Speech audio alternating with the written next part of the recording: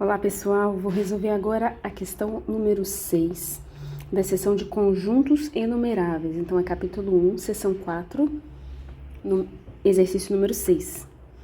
Ela diz o seguinte: sejam y enumerável, f de x em y, uma função tal que... O que acontece com essa função?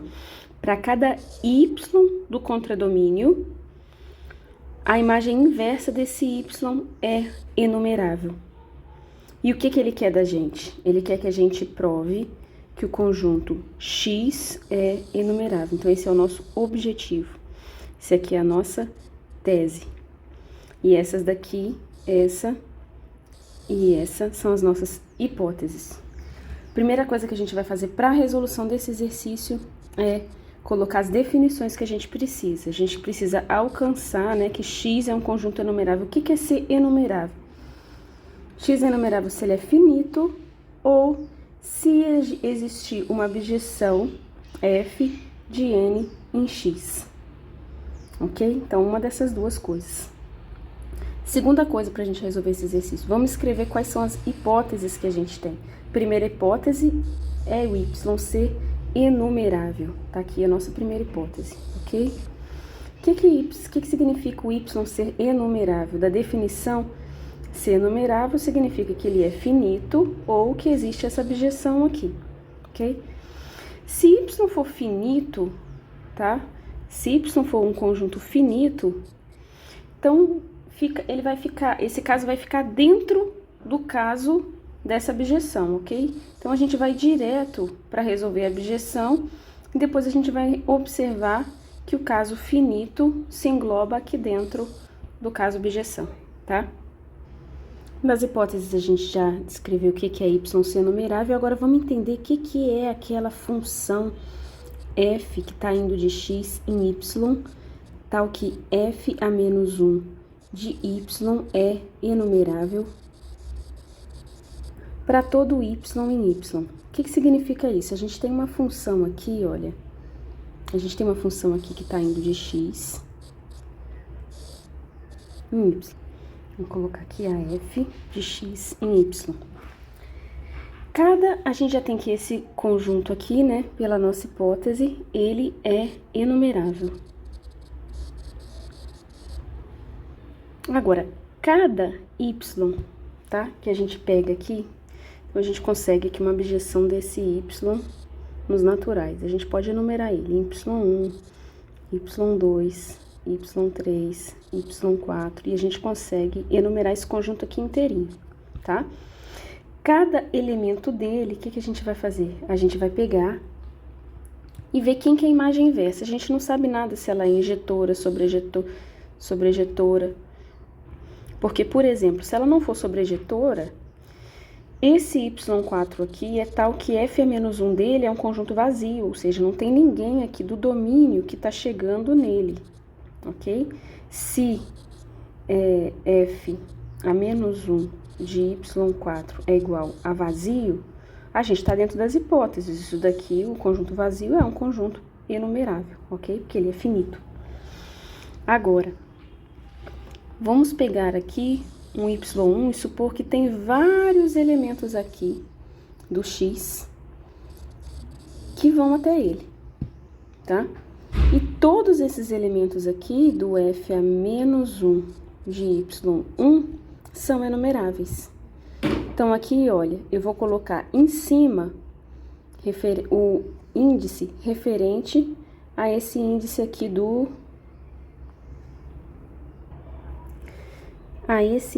peguei o laranja aqui, 1 aqui, não deu certo. A esse índice 1 aqui, tá?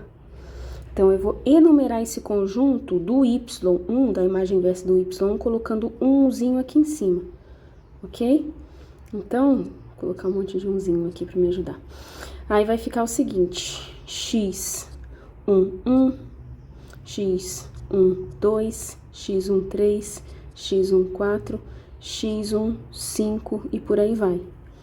Esse seria aqui um referente ao meu conjunto f a menos 1 de y1. Referente ao conjunto y2, se ele prossegue, né, da mesma maneira, podem ter aqui um conjunto enumerável de elementos da imagem inversa.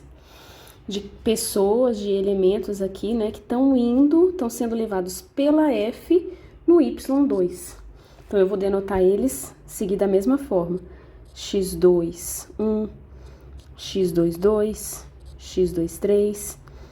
Então, são esses elementos aqui referentes ao conjunto F a menos 1 de y2. Do y3 a mesma coisa. Então, vai lá o y3.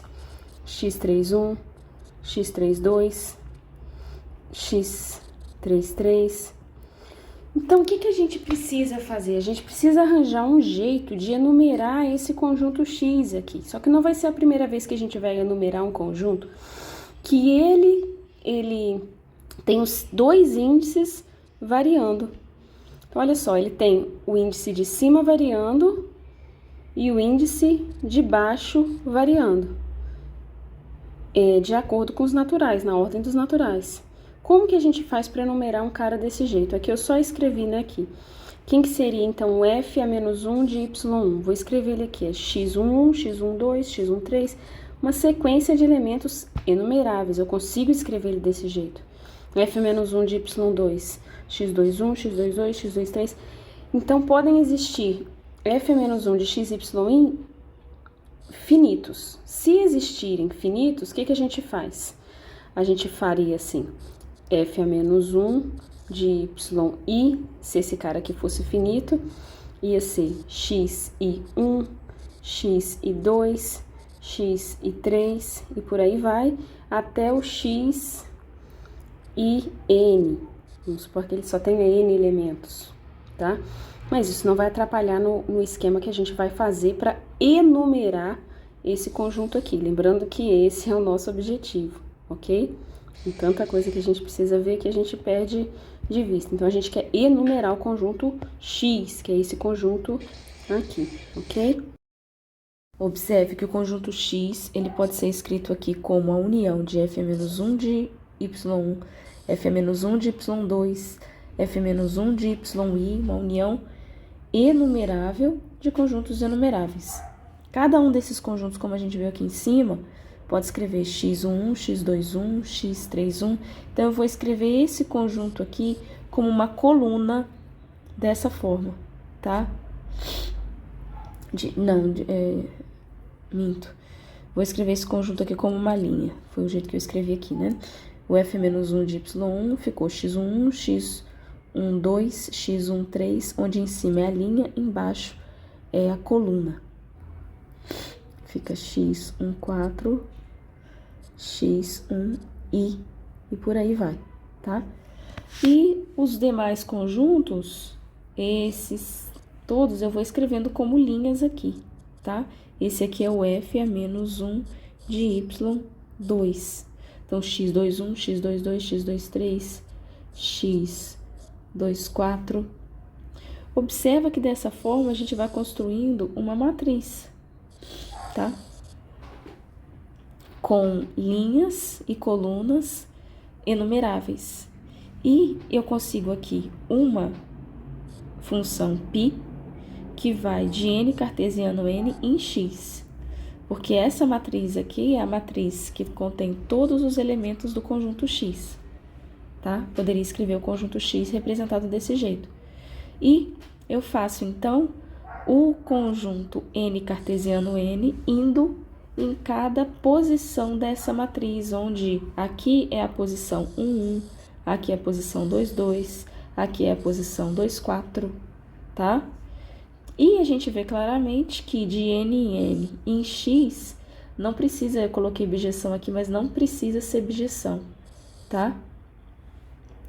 Vamos corrigir aqui, pode ser só sobrejetora, tá bom? Porque para cada n natural, a gente pode imaginar que talvez aqui tenha algum elemento da matriz, por exemplo, vamos supor que tem essa próxima fila aqui, que a gente lembra que a gente falou que o F a menos 1 de y4 podia ser um conjunto vazio. Então, aqui na fileira 3, a gente teria x31, x32, x33, e na fileira do F a menos 1 de y4, e a gente não ia ter ninguém, porque é vazio. então a gente pode colocar tudo zero. Então, isso aqui caracteriza aqui, sendo bem minuciosa aqui na explicação, isso aqui caracteriza que o elemento 1, desculpa, é linha e coluna, né? O elemento 4, 1, ou seja, o psi de 4, 1 é igual ao psi, essa daqui é a posição 4, 2, é igual ao psi de 4, 2, mostrando que a nossa função ela não é injetora, a gente tem dois elementos diferentes sendo levados na mesma imagem, tá? Só que isso não atrapalha a gente só quer uma função que seja sobrejetora, e essa de fato é. Porque para toda posição que eu pego dessa matriz, qualquer posição que eu escolher dessa matriz, uma posição x e j, tá? Eu vou ter um ij em n, tal que o psi desse j vai chegar nessa posição x de ij, ok? E ela ser sobrejetora, pelo resultado que a gente já viu, é suficiente para garantir que o x é um conjunto enumerável. Eu tenho uma função de n cartesiano n em x, onde n cartesiano n a gente já sabe que é um conjunto enumerável, que é sobrejetora, então garante, pelo corolário 2 do teorema 4, que x é um conjunto enumerável, como queríamos demonstrar. Assim a gente finaliza o nosso exercício.